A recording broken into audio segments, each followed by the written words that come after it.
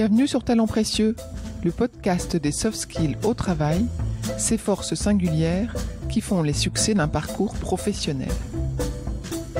Grâce à un invité différent à chaque épisode, nous cherchons à savoir quels sont les soft skills, autrement appelés compétences comportementales, qui permettent aux individus d'être épanouis et performants dans leur métier et dans leur mission.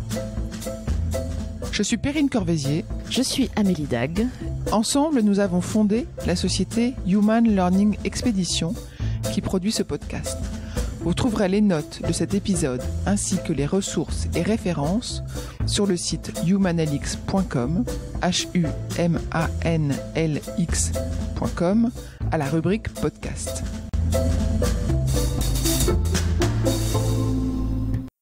Je tiens toujours à challenger pour toutes les actions qu'on met en place. Est-ce que ça a un impact? Est-ce que c'est utile? On ne fait rien juste pour se faire plaisir. L'autre chose qui a changé, c'est l'importance de la conduite du changement dans le rôle des ressources humaines. Le rôle d'accompagnateur des ressources humaines est extrêmement important parce que la transformation des métiers implique des changements de façon de travailler pour tous les collaborateurs et ils ont besoin d'être accompagnés. Lorsqu'on demande aux équipes de définir Publicis, elles répondent que c'est une entreprise humaine.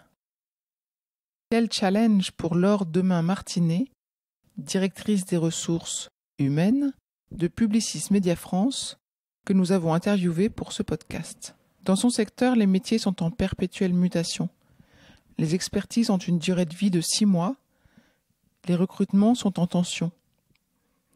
Pendant une trentaine de minutes, elle explique comment elle accompagne la transformation et le développement des talents. Elle positionne son équipe RH comme de réels partenaires des équipes business. Elle parle d'ailleurs avec les mêmes mots et épouse les mêmes enjeux qu'eux. Elle parle de recherche d'impact, de mesures et d'utilité des projets menés. Des projets, elle en initie et en mène de nombreux. Elle démontre l'importance de la preuve par l'expérience, ce fameux processus qui consiste à tester pour apprendre avant de déployer.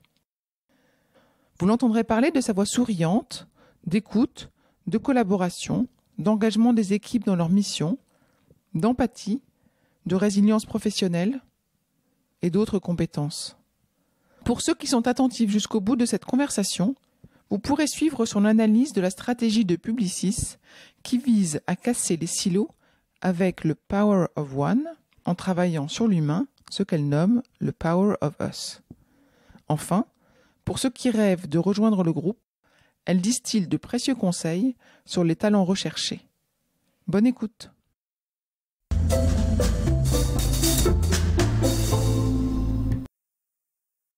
Bonjour Laure, merci de nous recevoir. Mais bonjour, merci à vous de venir me voir. Alors où est-ce qu'on est ici ? On est chez Publicis Média sur notre campus de Bastille. Publicis est plus connu pour son site des Champs-Élysées, mais en fait on est beaucoup plus nombreux à Bastille. C'est notre campus qui regroupe à la fois Publicis Média, Publicis Sapient et quelques équipes de créatifs aussi de Publicis Communication. Et qu'est-ce que vous faites dans ce bâtiment, dans cette entreprise ? Alors, je suis Chief Talent and Transformation Officer pour Publicis Média. C'est un joli nom pour le poste de DRH, un DRH qui est quand même très axé sur la transformation et la gestion des talents. Depuis combien de temps ? Depuis moins d'1 an. Je suis arrivée il y a exactement 11 mois. Donc, c'est à la fois très long et très court. Je découvre encore le milieu des médias, puisque je n'étais pas une professionnelle des médias jusqu'à il y a 11 mois. On va reparler de ça juste après. Il y a combien de personnes chez Publicis Média, dans votre équipe ? Chez Publicis Média en France, on est à peu près 800. Et dans mon équipe, on est une petite dizaine de personnes. D'accord. Et composé de quelle sorte de profil ? Composé de professionnels RH essentiellement, avec des personnes qui sont en charge du recrutement, d'autres de la formation et d'autres plus de l'accompagnement du business, donc les business partners RH, et enfin une partie plus administrative qui est quand même la base et la partie visible de tout le monde des RH, qui est toute la partie paye, administrative, contrat, etc. Votre équipe était déjà en poste quand vous êtes arrivé ? En partie. J'ai une équipe effectivement qui était déjà constituée, qui est très professionnel, très efficace. Et comme dans toute équipe, on a eu des mouvements depuis mon arrivée, et donc on a eu quelques nouvelles arrivées depuis 11 mois. Et dans votre équipe, quand vous recrutez, qu'est-ce que vous allez chercher comme compétences ? Je vais chercher l'envie surtout. C'est plus une personnalité. Alors évidemment, l'expérience est importante, mais la personnalité l'est au moins autant. Je cherche des gens qui savent travailler en équipe. Pour moi, l'équipe est extrêmement importante. Des personnes qui vont travailler dans leur coin, qui vont être individualistes, ne peuvent pas réussir dans la façon de fonctionner d'une entreprise actuellement, et particulièrement dans mon équipe, j'ai besoin de gens qui soient flexibles, qui aient envie, qui aient des idées, qui aient envie d'apporter de l'innovation et de mettre en place du concret, d'avoir de l'impact. Et comment vous l'observez ? Comment est-ce que vous le détectez ? C'est compliqué comme question, parce qu'effectivement, c'est pas quelque chose qu'on voit sur un CV. C'est en discutant, en fait, dans un entretien, quelqu'un qui va être passionné va vous parler de lui, de ce qu'il a fait, d'une façon différente de juste un déroulé de CV classique. Et dans les équipes Publicis Média, est-ce qu'ils ont un trait de personnalité, un talent commun ? Est-ce qu'il y a un gène Publicis Média ? Oui. Et c'est quelque chose dont je me suis aperçue assez rapidement en faisant le tour un petit peu des équipes, en rencontrant des gens. Je leur ai demandé à chaque fois ce qui différenciait Publicis Média par rapport aux autres agences médias, puisque je ne connaissais pas ce milieu. Et étonnamment, tout le monde m'a répondu spontanément la même chose, ce qui est quand même assez extraordinaire. Tout le monde m'a dit « c'est humain ». Humain, ça veut dire quoi dans votre interprétation et dans la leur ?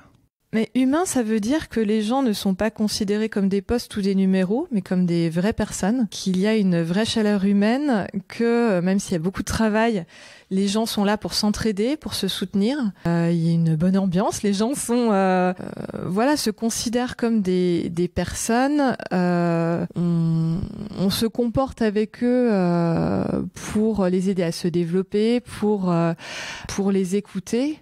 C'est quelque chose qui est très important aussi pour l'équipe RH, de pas considérer les gens juste comme des ressources humaines, mais comme des personnes qui ont des envies, qui ont des besoins et qu'on va pouvoir accompagner.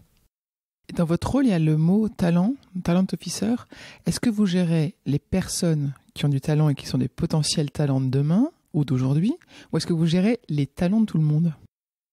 Ah, c'est une bonne question, ça.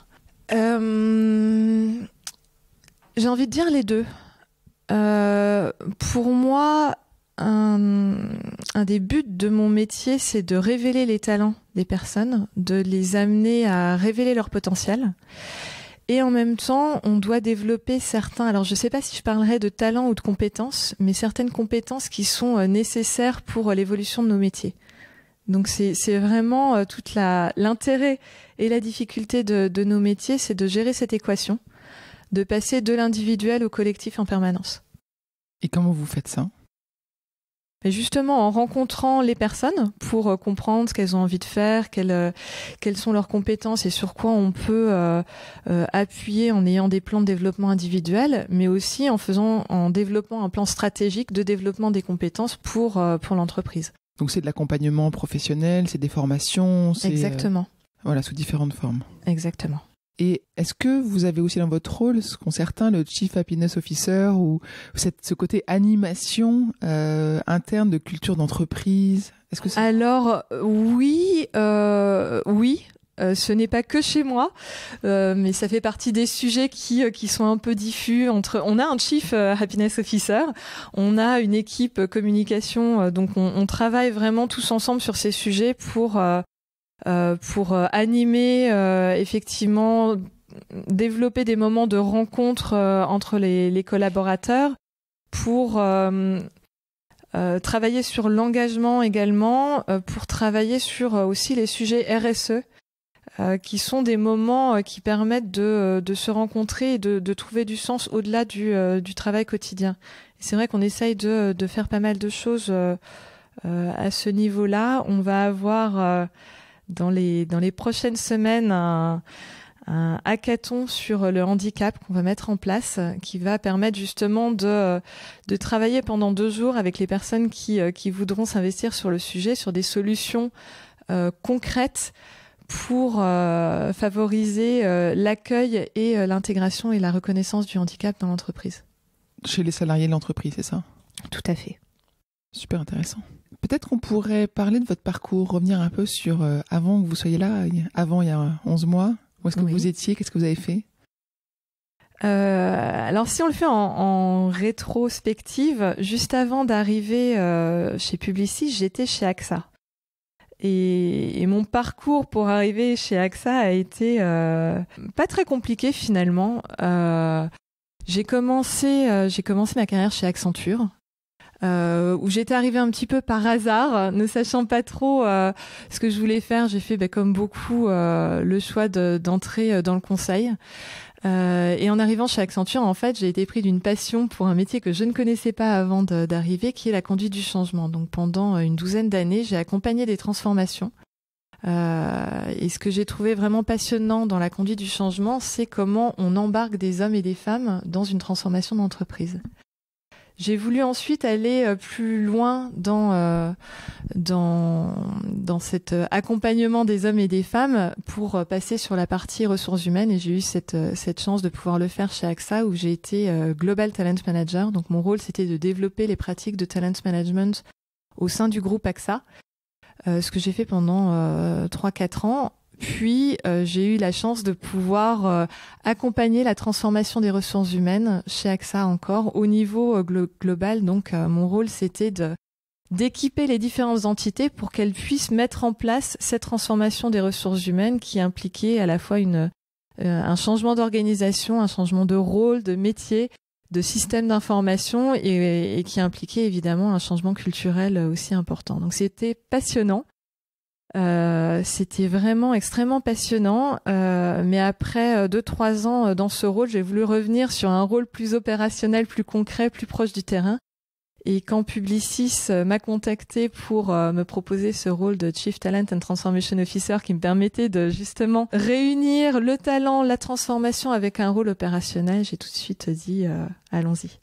C'est intéressant. Qu'est-ce que vous avez découvert en passant du monde de l'opérationnel à un métier RH? Qu'est-ce qui était différent? C'est quoi la marche? C'est le grand écart. En fait, dans mes différentes expériences avant d'arriver chez Publicis, j'étais beaucoup sur du projet de transformation, du projet RH au niveau corporate chez AXA.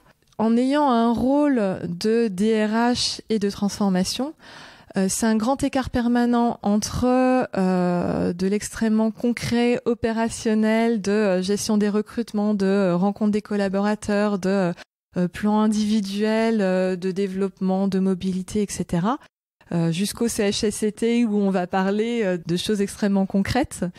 Et en même temps, devoir travailler sur la transformation des métiers, sur la transformation de nos organisations, faire de la projection à beaucoup plus long terme, mettre en place des actions comme on l'a eu cette semaine de job dating pour recruter différemment, pouvoir, comme on l'a eu aussi cette semaine, on a eu une semaine très riche en termes d'événements, initier des réflexions avec des étudiants de Sciences Po sur une expérience d'onboarding différente pour pouvoir intégrer les collaborateurs de façon à la fois efficace, engageante, humaine dans l'entreprise.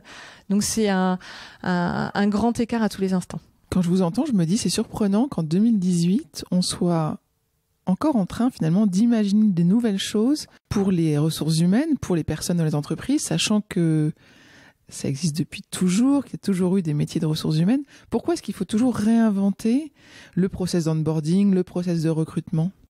C'est un métier qui, comme tous les métiers, évolue en permanence, mais parce que à la fois le contexte de l'entreprise change beaucoup, parce que les gens ont des attentes différentes, et parce que tout va beaucoup plus vite. Pour être plus concret, il y a peut-être quelques années, on avait besoin, dans le recrutement, on avait moins besoin de séduire peut-être, on avait plus de candidats. On commence à arriver à une concurrence accrue sur certains profils, donc on a besoin de faire beaucoup plus d'efforts de déployer beaucoup plus de talent d'attraction pour faire venir les bonnes personnes chez nous. Ce qui implique de trouver des façons différentes de recruter. Sur le fond et la forme, du coup. Sur le fond et la forme. Sur le fond aussi, parce qu'on va chercher des profils différents. On ne va plus recruter seulement sur une expérience, mais aussi beaucoup sur des soft skills, sur des façons d'être. Donc on ne va pas recruter juste sur des CV et des entretiens, mais regarder aussi, commencer à introduire des tests peut-être. On a commencé justement à regarder des façons de tester les soft skills et aussi c'est aussi pour nous intéressant de pas toujours être dans une routine, mais d'inventer, de mettre en place des choses différentes qui sont importantes aussi pour donner envie de venir chez nous. Donc finalement, les RH font un peu de marketing. Ah mais complètement. C'est d'ailleurs ce qu'on appelle la marque employeur. Tout ce qu'on peut mettre en place aussi bien sur la partie recrutement, donc qui est notre première fenêtre externe, que pour le développement des collaborateurs, ça contribue à notre marketing interne et nos meilleurs ambassadeurs sont nos collaborateurs. Donc plus on a des collaborateurs heureux et plus on pourra facilement attirer les bonnes personnes chez nous. Et du coup, ça c'est en termes de processus, de mise en place. Qu'est-ce que vous mettez en œuvre comme compétences, vous, en tant que DRH, pour que ça fonctionne, pour qu'il y ait des nouvelles idées, pour qu'il y ait des choses qui soient appliquées? Je pense que la base, c'est de recruter les bonnes personnes. Comme je le disais, si on recrute des personnes qui ont envie, qui ont des idées, qui ont envie de faire du projet et d'apporter de nouvelles choses, la base est là. Pour vous donner un exemple, le job dating dont je parlais tout à l'heure, l'idée est née il y a 3 semaines, 1 mois. J'ai une équipe sur le sujet très très junior et elles ont pris à bras le corps cette idée de mettre en place un job dating. Elles se sont investies mais complètement dans ce projet et ça a été une très très belle réussite. Donc c'est avoir des gens qui ont envie, qui sont aussi structurés, organisés, qui sont capables de faire de la gestion de projet, mais c'est surtout l'envie qui est importante au départ. Donc dans votre entreprise et votre équipe, vous laissez la place à des initiatives pour qu'elles soient menées et testées. Complètement. C'est ce qui est extrêmement important. Alors j'ai moi-même beaucoup d'idées, peut-être un peu trop, donc ce que je demande aussi à mon équipe, c'est de m'arrêter quand je pars un peu trop dans des idées qui ne sont pas réalisables, mais c'est important aussi pour chacun de pouvoir apporter ses idées et de pouvoir mettre sa pierre à l'édifice. Et cette expérience de job dating, j'imagine que vos équipes ont regardé ce qui se faisait ailleurs, à l'extérieur. Et est-ce qu'elles vont, de leur côté, pouvoir porter et déployer l'idée dans le reste du groupe ou Tout à fait. On est parti, effectivement, on a regardé un peu ce qui se faisait ailleurs. On a décidé de faire quelque chose de raisonnablement ambitieux vu le délai dont on disposait. Et le prochain job dating, parce que c'est certain qu'il y en aura d'autres, sera sans doute beaucoup plus large au niveau de la France et pas seulement sur la solution Publicis Média. On le fera très certainement avec Publicis Sapient, avec Publicis Communication pour en faire un événement de plus grande ampleur encore. Et avec cette notion de test and learn, l'avoir enrichi les expériences Exactement, c'est vraiment mon approche, c'est de pouvoir mettre en place des choses rapidement sur un petit périmètre pour apprendre et si ça fonctionne, pouvoir l'étendre ensuite. Et c'est ce qu'on fait sur à peu près tous les sujets. Ça, c'est une culture d'entreprise ? Enfin, ça fait partie de votre culture d'entreprise ? C'est une culture d'entreprise, oui, en partie. C'est aussi une façon de faire parce que j'avais essayé par le passé d'autres méthodes de vouloir mettre en place de grands projets et en fait on voit que c'est beaucoup plus facile et rapide de commencer par une expérience réussie pour pouvoir l'étendre ensuite plutôt que d'essayer d'embarquer tout le monde dans un grand projet et là ça prend des années pour finalement déployer beaucoup d'énergie pour embarquer du monde. Finalement, en faisant la preuve par l'expérience, c'est beaucoup plus efficace. Donc vous avez fait la preuve par l'expérience de la preuve par l'expérience. C'est ça. Sympa. On pose cette question-là à tous nos invités. Est-ce que vous pourriez nous parler d'un de vos succès professionnels ? Et par succès, on entend le succès dont vous êtes fier, qui peut être l'aboutissement d'un gros projet, petit projet, d'une petite victoire, d'une grosse victoire. Il y en a quelques-uns, mais celui dont j'aimerais parler, c'est un projet qui a pu se mettre en place peu après mon arrivée chez Publicis Media. C'est ce qu'on a appelé la Programmatic Academy. Pourquoi pour moi c'est un succès et je suis vraiment fière de ce projet, c'est parce que c'est quelque chose qui est à la fois transformant, qui s'est mis en place extrêmement rapidement et qui est le résultat d'un travail d'équipe, vraiment d'une dynamique d'équipe qui s'est enclenchée extrêmement rapidement. Le point de départ de ce projet, c'était un besoin business. Le métier du programmatique est assez déficitaire. Enfin, on a très peu de profils qui sont experts sur le sujet, donc tout le monde s'arrache ses profils sur le marché. On va expliquer ce que c'est que la programmatique, c'est l'achat publicitaire basé sur la donnée. Exactement. On avait donc ce sujet de manque de profils sur ce métier. Et j'ai proposé, plutôt que de continuer cette course, cette inflation et cette chasse entre nos concurrents, de renverser la vapeur et d'aller plutôt chercher des jeunes profils et de les former en interne. En 3 mois, on a monté le programme, recruté les personnes et donc entre l'idée en décembre et le lancement en mars, ça a été les recruteurs qui sont allés chercher les bonnes personnes, l'équipe formation qui a monté le programme et les opérationnels aussi qui se sont engagés dans ce programme pour devenir coach, sponsor du programme. Et donc, on a eu une promotion d'une petite dizaine de personnes qui ont suivi ce programme de mars à juin-juillet et qui, au bout de 1 mois, 2 mois, étaient capables de présenter un plan de programmatique dans une simulation client. Et donc, j'étais extrêmement fière à la fois de l'efficacité de ce programme et de la capacité de mon équipe à être extrêmement réactif pour monter un programme comme celui-ci. Et ce qui est intéressant également, c'est que c'était justement dans cette idée de test and learn, un programme qu'on a déployé pour un besoin immédiat, extrêmement rapidement et qu'on va maintenant pouvoir recycler entre guillemets et adapter pour de la formation interne parce qu'on a un vrai enjeu de transformation des métiers et donc ce programme qu'on a construit à la base pour du recrutement externe, on va pouvoir le développer, l'alimenter, le faire évoluer pour du développement de métiers en interne. C'est intéressant. Et qu'est-ce que vous aviez, vous, apporté, peut-être à part l'idée ou l'intention, pour le succès de ce projet, pour la mise en place de la Programmatic Academy? Alors, l'idée, l'impulsion, l'idée d'en faire pas juste un programme de formation, mais un programme expérientiel sur plusieurs mois qui... enfin, l'idée ne venait pas que de moi, hein, c'est quelque chose qu'on a vraiment construit en collaboration avec ma responsable de formation qui est vraiment formidable. On a construit quelque chose basé sur le blended learning, donc avec à la fois de la formation, de l'expérience, du projet collectif, du coaching de l'accompagnement au quotidien de l'application immédiate des compétences acquises. Donc c'est pour ça que ça a été un programme qui s'est déroulé sur plusieurs mois. Donc il y a eu la collaboration qui a été importante et que vous avez favorisée. Qu'est-ce que vous avez mis d'autre de vous? De moi? Ouais. Ma conviction. C'est vrai que c'est une idée qui peut-être existait avant mon arrivée. J'ai aussi bénéficié de la chance le côté lune de miel quand on arrive dans une entreprise, l'effet nouveauté. J'ai proposé cette idée et tout le monde s'est engagé derrière moi. Donc je pense que j'ai eu un peu de chance et j'ai bénéficié de cet effet nouveauté et je croyais énormément dans ce programme et je pense que ça a été reconnu comme une des meilleures actions, en tout cas le plus grand impact qu'on ait eu sur les premiers mois de mon arrivée.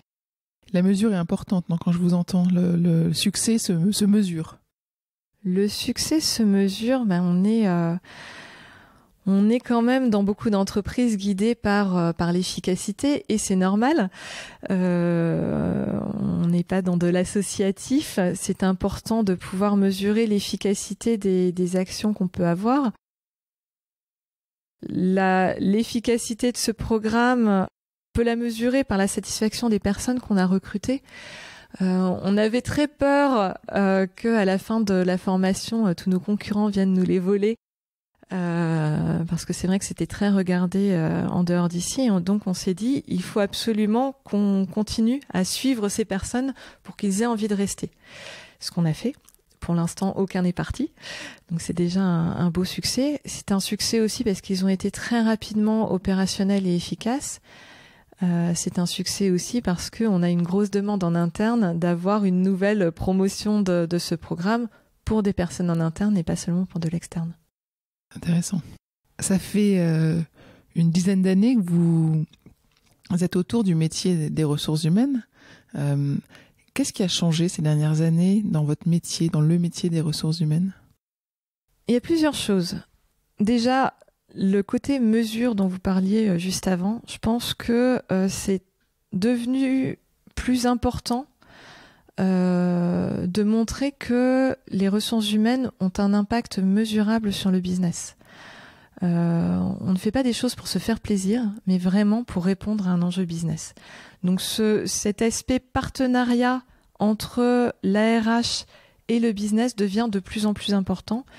Et je ne sais pas si c'est parce que je viens du conseil que c'est particulièrement important pour moi, mais je tiens toujours à challenger pour toutes les actions qu'on met en place. Est-ce que ça a un impact ? Est-ce que c'est utile ? On ne fait rien juste pour se faire plaisir. L'autre chose qui a changé, c'est l'importance de la conduite du changement dans le rôle des ressources humaines. Publicis Media et toutes les entreprises en ce moment vivent une mutation radicale dans tous les métiers et c'est le rôle d'accompagnateur des ressources humaines est extrêmement important parce que la transformation des métiers implique des changements de façon de travailler pour tous les collaborateurs et ils ont besoin d'être accompagnés dans ce changement. Les business units, enfin les directions des business units, des métiers, vous sollicitent naturellement, savent qu'ils peuvent se tourner vers les RH pour le change ? Non, pas du tout, parce que ce n'est pas la façon dont la RH était vue jusqu'à maintenant. Donc on a besoin de leur tendre la main, de leur montrer aussi comment on peut les accompagner pour que le partenariat se mette en place. Donc c'est ce qui est à la fois intéressant et difficile, c'est de démontrer qu'on peut les aider là-dessus. Et là encore, la preuve par l'expérience est extrêmement utile.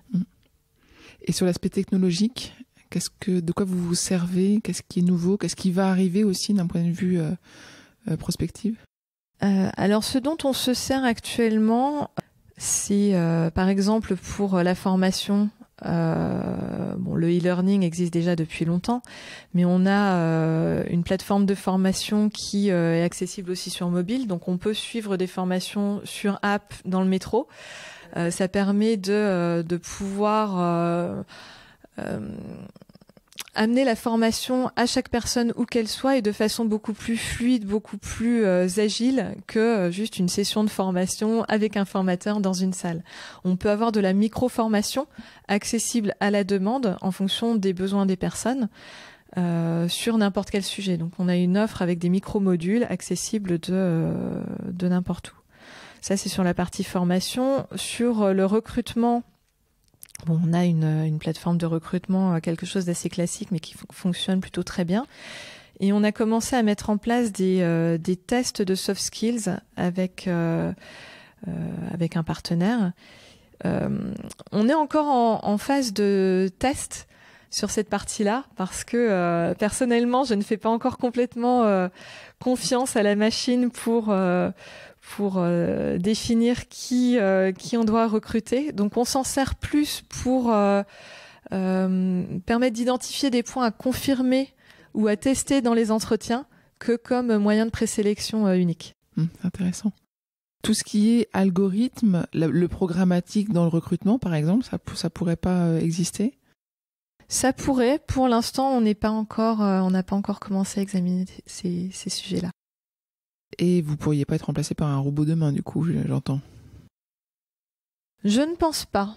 Je ne pense pas parce que justement, les métiers qui peuvent difficilement être remplacés sont ceux qui sont liés à l'humain, aux soft skills. Et s'il y a bien un métier où les soft skills sont importantes, c'est le métier des ressources humaines. On peut utiliser des algorithmes pour favoriser la mobilité interne, pour identifier là où doivent être les compétences. Et d'ailleurs, vous avez dû entendre parler de Marsal, qui est la plateforme qu'on commence à utiliser, qui est pour l'instant en bêta-test chez Publicis, mais qui permettra de mettre en relation justement les bonnes compétences avec les sujets, notamment pour faire monter les bonnes personnes sur les pitchs, pour constituer les équipes projets avec les personnes les plus compétentes sur les sujets. Donc ça va beaucoup nous aider là-dessus, mais ça ne suffira pas. Et vos compétences que vous mettez en œuvre, vous avez parlé de collaboration, d'écoute, c'est des choses avec lesquelles vous êtes né, que vous avez acquis dans le passé, petit à petit? Je pense que comme pour tout le monde, il y a à la fois de l'inné et de l'acquis. Je pense que j'ai une personnalité qui est sans doute très empathique. Après, on a un besoin d'agilité dans nos métiers que j'ai aussi apprise au cours de mes différentes expériences. Je pense que j'ai une certaine résilience que j'ai apprise aussi en me trompant. Et c'est vrai qu'on apprend plus en se trompant et en faisant des erreurs qu'en réussissant. Donc en échouant, on apprend que peut-être que passer toujours par la porte n'est pas toujours la meilleure solution, mais qu'il faut voir aussi si on a des fenêtres, voir une échelle ou une cheminée. Donc c'est vrai que ça, je l'ai appris aussi par l'expérience, savoir être agile, savoir prendre d'autres chemins et choisir le bon moment aussi. Parce que avoir raison à un moment qui n'est pas le bon est le meilleur chemin pour l'échec. Vous avez eu une semaine hyper chargée. Oui. J'imagine que c'était pas la seule de l'année. Comment est-ce que vous prenez le temps et par quels moyens vous décompressez, vous vous ressourcez, vous vous alignez ou pas? Alors j'ai, mon meilleur moyen pour me ressourcer, c'est mes enfants. C'est vrai que c'est quelque chose d'extrêmement important pour moi.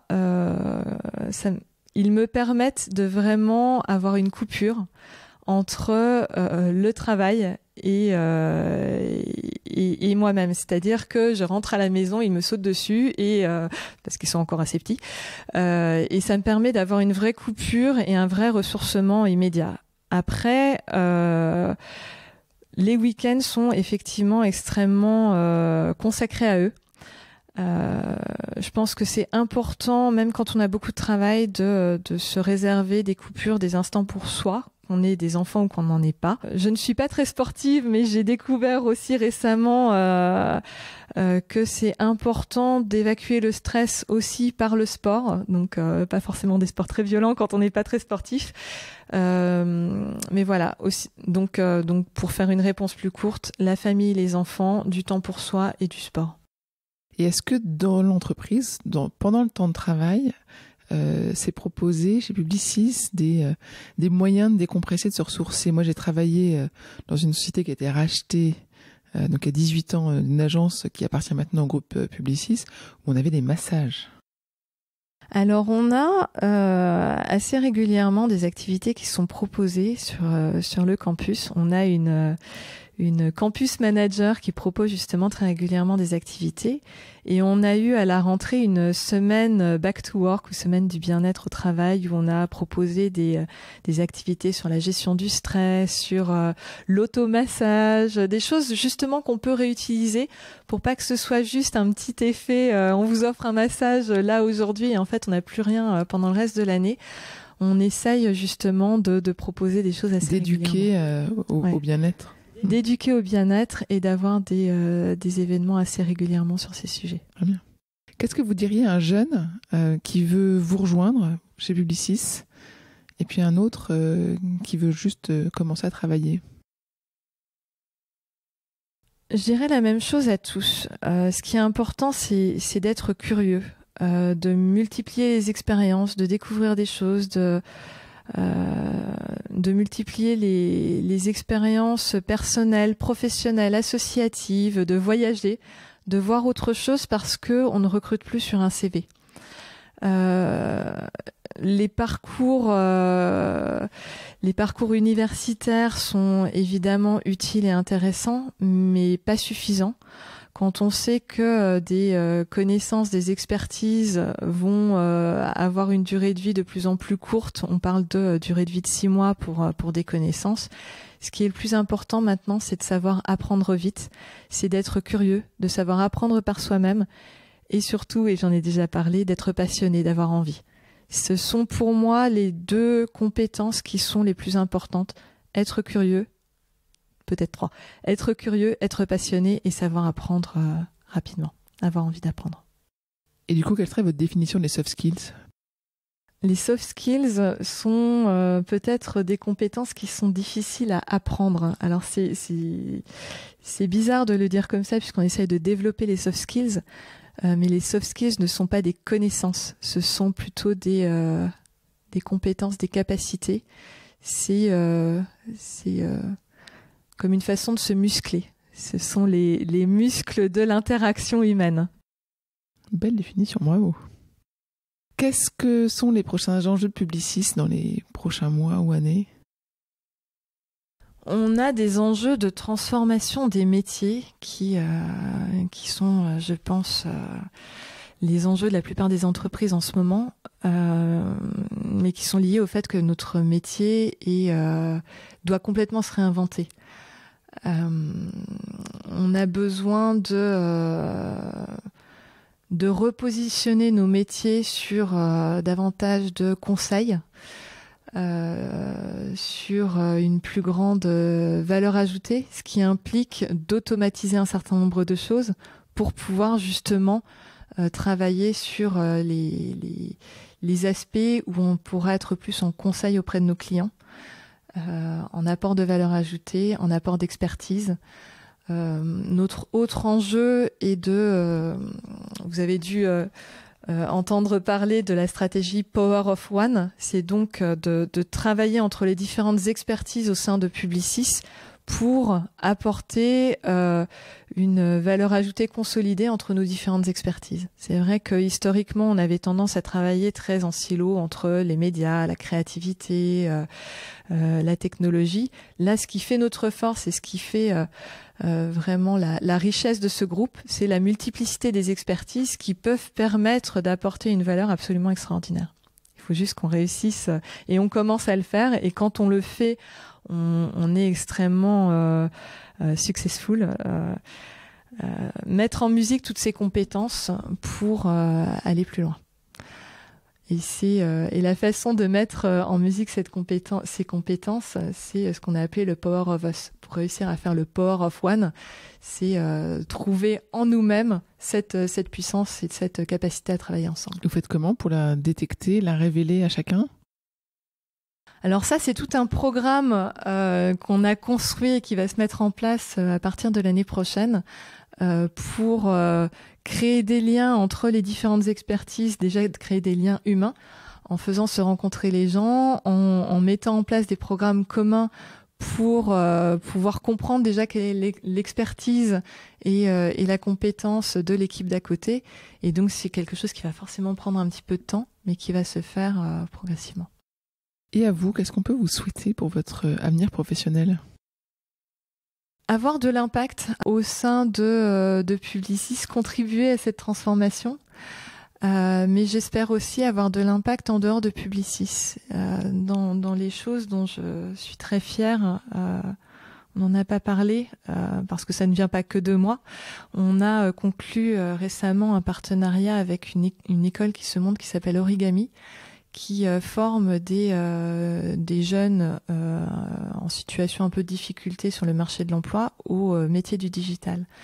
Et si, via mon action, je peux avoir un impact justement pour aider des jeunes à trouver de l'emploi, à se développer et à sortir de situations compliquées, mais là, je serais vraiment heureuse. Vous avez beaucoup d'actions en dehors du lien direct avec votre métier ? En fait, j'essaye surtout d'utiliser mon métier pour avoir des impacts en dehors de mon métier. D'accord. Bon, on vous souhaite plein de beaux succès aussi dans cet impact-là. Merci beaucoup. Merci. Merci.